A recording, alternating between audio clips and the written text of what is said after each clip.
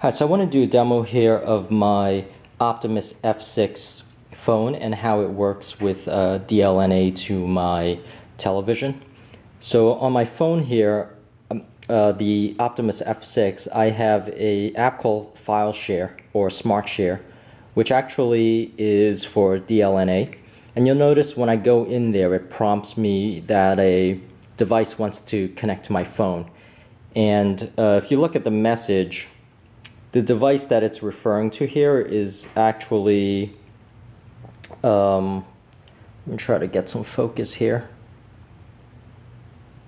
is actually my television. It says accepting sharing requests from IPI to access your phone. So I'll click OK here.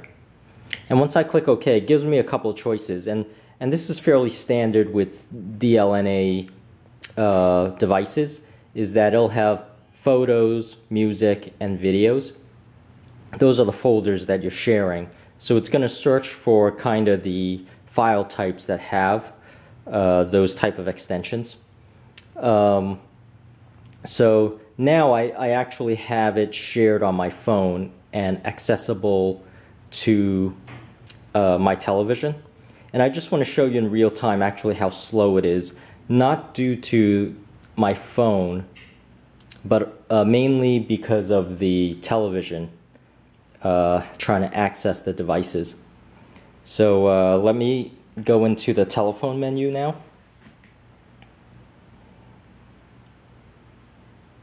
And I am gonna go into my apps. And for my for my television, it's actually looking for the multimedia app. So if I go up, if I navigate up, and I go to my apps,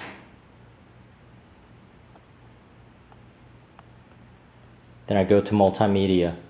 Now this is actually the same app that accesses your USB devices. So if you notice, my television now can detect my phone, which is, this phone is the LG Optimus F6, LG D500 is the model number. So when I click on that,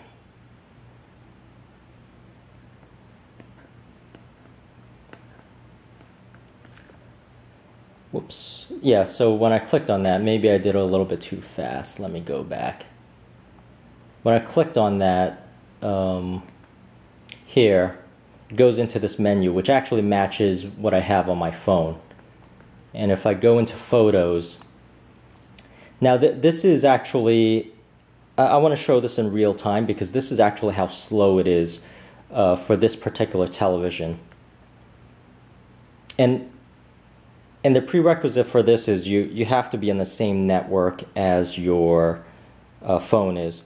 So my phone actually has to be on Wi-Fi right now, which is on the same network or connecting to the same router as my television here, which is also on Wi-Fi.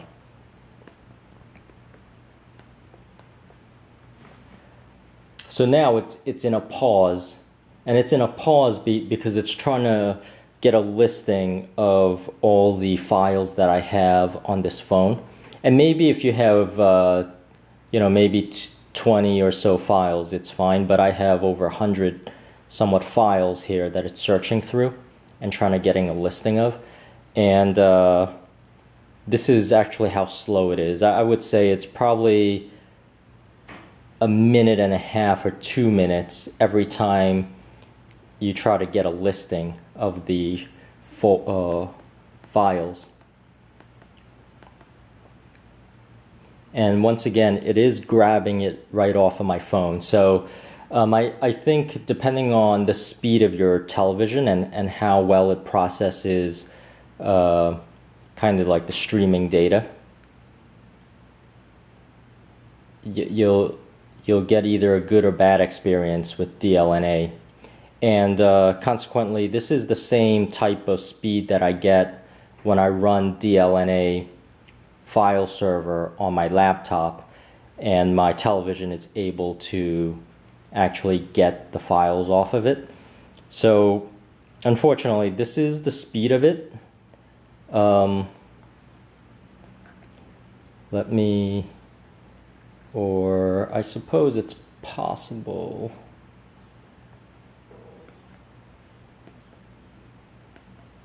So let me go up.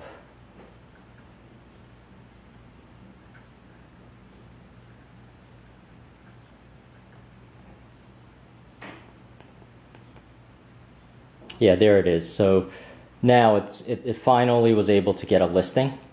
So that's what I was doing. And now I could actually go to the other pane and page through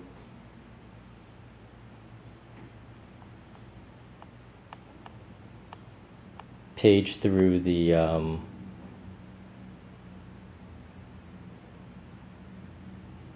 so I did want to give you a real-time experience of how this is, and this is basically how it is, at least for this television. It's very frustrating. So I'm not sure what's going on here.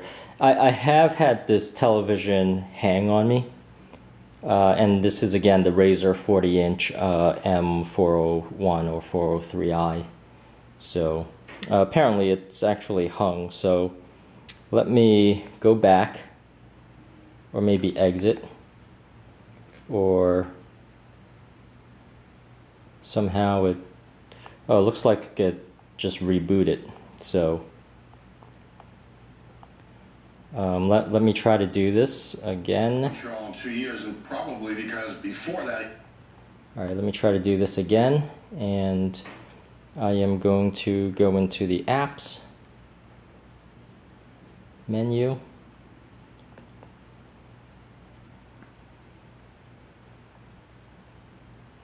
And it's loading up. I'm gonna click on multimedia, go to photos,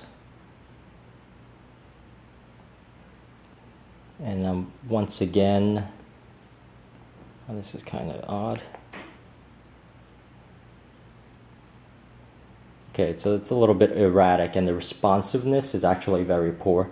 So I think this is a very good kind of overview of what you expect with this TV. So I'm gonna hit exit. I'm gonna go into photos now.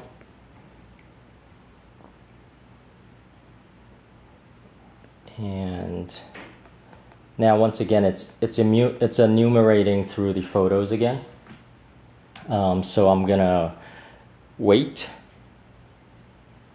and you know, I'll probably edit this out and cut through into the kind of part where it actually shows the files. But this is again what you would expect if you buy this television. It is very frustrating, and I would not buy this television for these features. It's a little bit better on the USB drive. This is the same exact screen you would get if you plugged in a USB drive, and it does play MP3s and all of those things.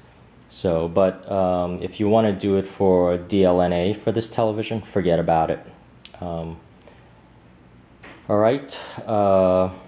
Well, at least you got to see the enumeration of the listing of the photos when it actually got to the photos, which is just kind of like a file directory listing.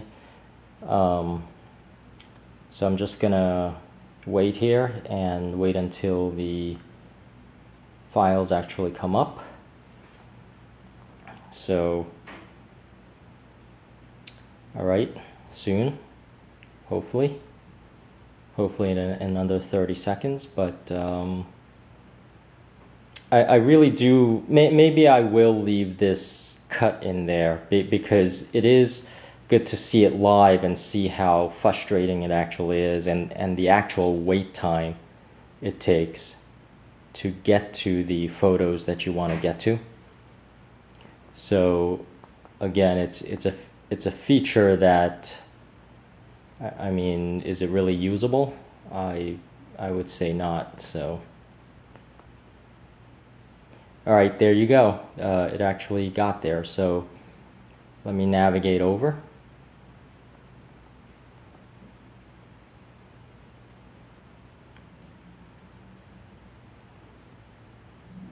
And once again, you see how it's paging through. So I'm paging through, and you know, let me